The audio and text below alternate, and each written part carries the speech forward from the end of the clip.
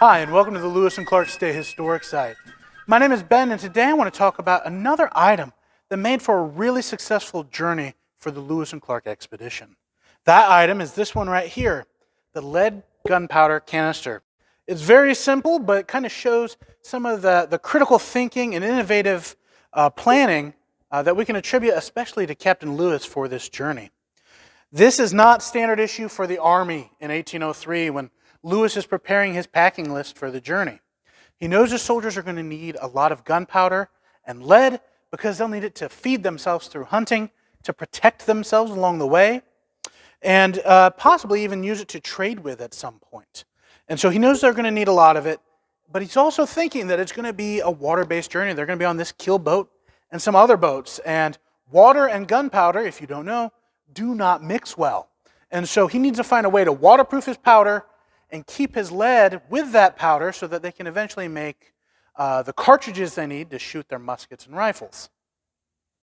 And so he comes up with this plan. We can kind of attribute this invention to Captain Lewis.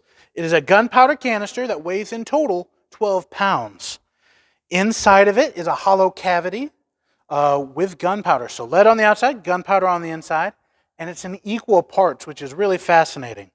It's 8 pounds of lead on the outside to about 4 pounds of powder on the inside, sealed, as you can see here, with a little stopper and some beeswax to seal it.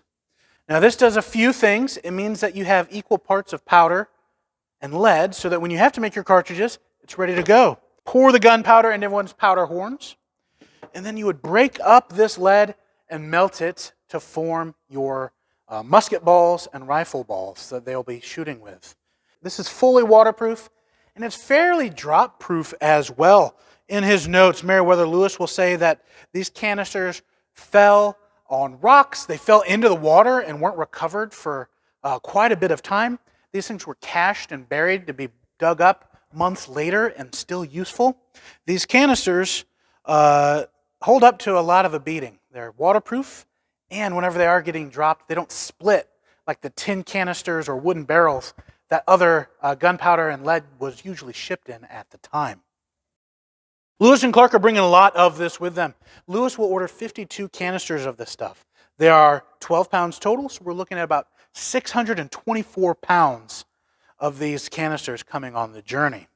To give you an idea of how useful this is, Lewis and Clark are never out of ammunition on this journey. In fact, in the late stages of the return journey, when they're out of materials to trade with, they do trade off a little bit of gunpowder and lead on the return. If we compare this to other expeditions, Zebulon Pike, when he's on his journey, will actually lose a lot of his fixed ammunition, pre-wrapped cartridges, into the water of the river as they're traveling. And the men will dig those out of the water and try to dry them out by the fire. And you can kind of imagine how dangerous and exciting that would have been. Lewis really does show kind of the foresight and planning that is really kind of the hallmark of the Lewis and Clark expedition. All in this one item right here, the lead canister.